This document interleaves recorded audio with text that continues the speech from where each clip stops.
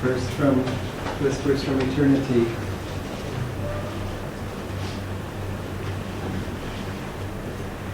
This is Master's poem, I will broadcast my voice with the chorus of thy songs. With the soft finger touches of my soul intuition, I tuned the radio of my inner perception. At first, I caught only the sounds of nearby experience. Then came a symphony of inner harmony, followed by sweet strains from my heart's orchestra of finer feelings. And then came the swelling chorus of my age-long cravings for thee. Excuse me. All these I caught on the radio of my soul as I kept tuning my perception, waiting to catch the whispers of thy voice, O guardian angel of all souls. With infinite patience, I went on tuning my radio. At last, when I was almost prepared to give up further trying, thy song burst upon my heart. Oh, let me broadcast through my every word now the chorus of thy songs.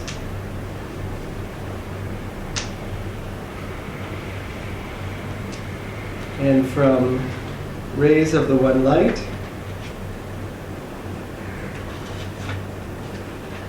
these are parallel commentaries on the Bible and the Bhagavad Gita. This reading is for Christmas. What was the star of Bethlehem? Truth is one and eternal. Realize oneness with it in your deathless self within. The following commentary is based on the teachings of Paramahansa Yogananda. Divine vision is the opposite of worldly sight. Divine vision sees God's presence behind all outward appearances. Worldly sight sees appearances merely, coding even the blazing wisdom of a saint. A master, to the worldly man, is a human being with perhaps a slightly better attitude than the norm. The scriptures therefore strive to demonstrate how the divine consciousness, when openly active among men in the lives of great masters, must never be viewed as an expression of ordinary human consciousness. To seek the presence of the divinity behind the life of a great master is to prepare oneself to recognize that same divinity also in lower manifestations, until at last one beholds God everywhere. Thus it was that Paramahansa Yogananda, on observing his new disciple Swami Kriyananda struggling with the contrast between the Guru's human appearance and his inner divine reality, looked at him deeply one day and said, "If you only knew my consciousness." The story of the birth of Jesus Christ contains an account in the Gospel of St. Matthew of the Star of Bethlehem. The wise men who sought Jesus in his manger said, "We have seen his star in the east, and lo, the star which they saw in the east went before them, till it came and stood over where the young child was." This account was important, for it showed all mankind that Jesus was a divine incarnation and no ordinary man, that he brought divine consciousness to earth, even though he would play a human role among human beings, and that others too, by receiving him in their inner hearts, would acquire power, as the Bible puts it, to become the sons of God. The scriptures enjoin us to meditate on the lives of great souls, that we may discover our own latent spiritual greatness. As the Bhagavad Gita puts it in the 4th chapter, "Who knows the truth touching my births on earth and my divine work, when he quits the flesh, puts on its load no more, falls no more down to earthly birth, to me he comes, dear Prince." Thus through Holy Scripture, God has spoken somewhat with difficulty to mankind. Om, Om, Om.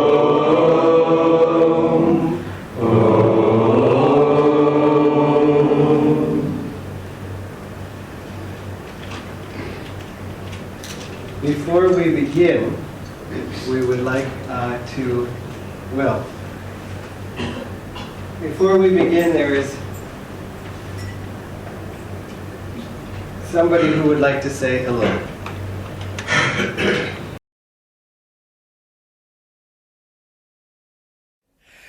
You know, I came to Master, well, most of you know it, in September of 1948, antediluvian, you might say. And at least not more than a month later, he invited me out to the desert. And then he said that the three wise men who came to the Christ child were Babaji, Lahiri Mahashai, and Sri Yukteswar. I don't think he'd ever said that before. It was very interesting. As I was working on his revelations of Christ, I just could not help thinking that Master was Baba, Master was Jesus. The same personality, the same kind of humor, everything seemed the same. One time I asked him, "Sir, were you Jesus Christ?" He said, "What difference would it make?" Okay, I guess he didn't want it known, but I can't help thinking it all the same. I know one time he talked about Jesus, and he said that somebody with that kind of compassion for mankind would come back again and again. That wouldn't be just his only life. And of course, I think that he was William the Conqueror. Each time he came back, he came to save Christianity, or some aspect of Christianity. He came back as Fernando III in Spain to drive out the Moors. And I just can't help thinking that the two are the same. But the meaning of our gurus and the meaning of Christ, these great masters come back to this earth again and again. There's no problem with John the Baptist. He could easily have come as Sri Yukteswar in that form also, even though he was already born in this world. It would not matter. Masters can take several bodies at once. But that divine quality that comes with these masters, that is something for which we should be eternally grateful. When I meditate on the Christ, I feel so much cosmic love. And the churches have it all wrong. They should read passages like, "Be ye therefore perfect, and blessed are the pure in heart, for they shall see God. And it is more blessed to give than to receive. And who before Abraham was, I am." Many, many other statements. If we want to be true Christians, and if we want to love Jesus, we should love him as an expression of that infinite consciousness. And we at Ananda are dedicated to perpetuating this teaching of Masters. Master came here to this world to teach original Christianity, not the original Christianity of churchianity. You've got to believe this in order to be saved and so on. What does it matter what you believe, what you experience, what you know, what is true? That is what counts. We have a great mission to perform, and let us give our lives to helping to spread this mission to the whole world. What I have done, I hope you will do. And I cannot be with you this Christmas, except in one little point of this globe. But I send you all my love for Christmas and my prayers, and I hope to see you sooner or later. God bless you. Well, it's lovely to see Swamiji and receive his greetings on Christmas.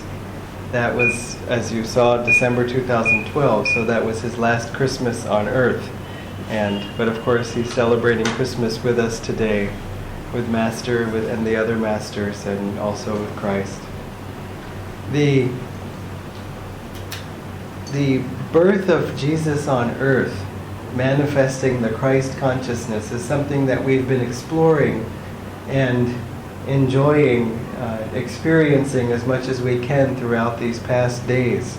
And it started with our Christmas party where we decorated the Christ consciousness tree, and put the little spiritual eyes, also emphasizing the opening of the opal door, as you heard in the opal flame chant, the spiritual eye here. But we've also been having a class on Wednesdays and talking about these the implications of Christ's life and so on. And more than anything, I think for many of us, the all-day meditation last Sunday really represents an inner communion, an inner celebration, and a wonderful offering also. Because after all, as Jesus himself said, God is a spirit, and those who worship him must worship him in spirit, which is also to say inwardly, not just outwardly. Outwardly is fine if it's also inwardly. Outwardly is not so good if it's not inwardly, but it's still something. Better to worship outwardly brainlessly than not at all. But still, we've come to the point where we're wanting to go deeper, we're wanting to feel more, and what greater gift, as the three wise men brought gifts for the Christ child. That's where this tradition of giving gifts at Christmas has come from, and very quickly the shops and everybody seized upon the gift giving and the gift purchasing aspect of it, and somehow the wise men might have been slightly forgotten. The last time I visited Amazon.in, I didn't see the three wise men there, and they didn't have a sale on frankincense and myrrh. But anyway, it's okay. Still, there's the spirit behind it. Master often exhorted people at Christmas time, look to the spirit behind Christmas. Don't lose it in all of the outer celebration. And in fact, that's why he created the spiritual Christmas, the all-day, the 8-hour meditation, and then the social Christmas, which is today on December 25th. And what greater gift could we give to the baby Jesus than 8 hours of our undivided attention? 8 hours of meditation, 8 hours of chanting, devotion, of silence, of offering, of inner prayer.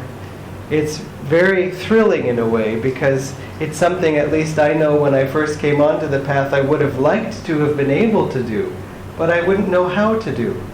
And even if I sort of had the idea, I'll do an 8-hour meditation for Christ, probably after the first hour and a half, let's see how, it's just because it's hard to do these things on your own. And we need to develop our own strength. There's no question about that. We have to balance whatever we do together with our own personal devotion. As Swamiji has said of Ananda, that we have come together as a community of spirit, and basically saying each one seeking his own or her own self-realization, but also together, and also in service to mankind. But that both ingredients have to be there, the sense of coming together, which is easy once you do it a few times, because you go, my gosh, this is great. It's really helpful. Everybody's magnetism, everyone's devotion, the power of the gurus responding to so many hearts, we get pulled into that. But then we also, when we come, we contribute our part to it too. And at the same time, we have to be inwardly, individually dedicated to seeking our own soul freedom. And that's easy once you've suffered enough. I would rather have freedom, please. Enough of this pain. And so that's why it's such a gift that Master gave us this holiday season and these ways of celebrating it. And of course also the deeper understanding of what the message of Christ is for us today. And as I've said to many of you, but not all of you this season, it's important to remember too, when thinking of Jesus, regardless of whatever relationship you've had with him before coming to this path of Kriya Yoga, that you have either, you can view it as a new relationship or a new level of your relationship with him, because he's one of your gurus. He's one of the line of masters that started this work. In fact, he's the master who started this work. So you'll hear in the Festival of Light, which we'll do in a moment, that Jesus appeared to Babaji and said, let us send this work, this rediscovery, the world rediscovering of the inner communion with the Lord through meditation and so on, but primarily meditation. Let us send this back into the world. And so any of us are sitting here only because of that conversation that Christ had with Babaji. So regardless of his world mission, which is great, still, you have a very personal and individual connection. Because don't you think if Christ said, let us spread this work of Kriya Yoga throughout the world, that he would be interested in those people who signed up first? You're like, okay, good, you got it, okay, good, good. Who else? You know, you see? You know, the Christ's Kriya Yoga Facebook fan page and see how many members there are and so on. Of course, he has his eye on you. But of course, I'm joking. He's had his eye on you for a long time. And it was also for you that he and this work was sent. Very specifically. It's not just here's the Kriya Yoga train and all aboard who wants to feel free. That it's just a train that goes on its own. What did Babaji say? I perceive many potential saints waiting to be awakened. At that time he said in the West, because that's where he was sending Yoganandaji. But it was in response to the call of people's hearts that the masters come. We often think of, well, I don't know if we often do, but I often think that the masters come because there's a need on earth. It's sort of like, you know, the house finally, the earth house finally gets a little bit too messy and the children get a little bit too naughty. And so Divine Mother says, that's it, you know, you go and clean it up. That it's basically because things have become so bad. As when virtue is in the decline and vice predominates, then I incarnate myself on earth to destroy evil and set virtue on its throne again, so the Gita says. And we sort of have that impression too about Christ's life, that basically things got bad enough. And remember, this was in the depths of Kali Yuga that Christ came. And I'll just say that and you'll either understand or not, but I won't explain right now. But it was in the depths of this dark age that he came. So it was time for somebody to come and clean things up. But that's not why they come. It's not that the house is messy and so someone has to come with the broom. It's in response to the call of so many hearts crying out for the light, crying out for freedom, crying out for joy, saying, I know there's something more than this, and more than that, I already know that there's something more, and I've tasted it, and I want more. I want you, God. And that's why the masters come. So remember that, you know, you have an ingredient in that. In the last election, all those in favor of bringing an avatar to earth, you were among them. And so that's why the masters came. You voted them into office. You see? It alone, in your own heart. And again, sometimes we have this discussion with people coming to the level 3 class which is about discipleship. Because they, at least was my own experience too, you take level 1, you take level 2, next comes level 3, I guess you take discipleship. You can have questions, you can have doubts and so on, especially if the journey to this path of discipleship has been easy. Is that just what's next? I mean, in other words, not through some big struggle, not through some big inner epiphany, some inner revelation or awareness, just kind of like, well, I just seem to keep going, and I guess this is the next step. And that's a little bit how it was for me. It wasn't, as it turned out. It was very easy, and I didn't realize what a miracle that was. It was only later when I met many others who were going through the same steps that suddenly they would move to a different part of the country and not be able to continue, or suddenly there would be big opposition from home, or so many kinds of obstacles that then I saw how it was actually miraculous when someone just gets to sail through. But that person who just sails through may be left with the impression, as I was, that, it just seemed pretty straightforward. And then that's why Master said the devotee must have prayed very hard in this life and in past lives to attract the grace of a true guru, to attract the blessings of avatars. Remember, we have these gurus, but they're also avatars. And just to clarify, an avatar comes with a world mission as well. An avatar is completely liberated, fully liberated, as Master said, as opposed to a guru who is only liberated. Again, there's no competition, there's no comparison. Once you're one with God, you're one with God, and that's it. But when you are fully liberated, you can bring more of God's power to earth. Your channel, you could say, is completely clear. And so the avatars come with a divine mission. So we remember both aspects. The avatar coming to uplift the world, but then also the avatar as guru coming to uplift us. And really when I say us, I mean you, and you, and you. Each one of us. So it isn't that he's too busy and that you can book a 5-minute appointment with him and that's all you get. He'll give you his undivided attention if we will give him our undivided attention. But remember, the Gita says, "He who watches me always, him I watch always. He never loses sight of me, nor I lose sight of him." So just as we're celebrating this event in history and also in spiritual history of the Christ consciousness being born on earth as the Christ child, as the baby Jesus, and then growing up and basically saving the world, remember also that he came and saved each one of us through initiating this path. It's also a reminder of when that Christ child, that Christ consciousness is finally born in us. And then we become free. We become full of joy. We walk the earth as a king, a spiritual king, or a spiritual queen. But when you're one with the soul, all this gender stuff falls away. Just united in God. So let us welcome above all and yearn and call for and desire the birth of Christ consciousness in ourselves. It's not enough to say, well, Christ consciousness, I'm here.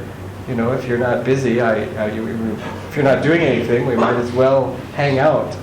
It's not a passive thing. It has to come with yearning. It has to come with desire. And it's easy to desire. But even as one disciple said to Master, "Master, bless me with the grace of devotion."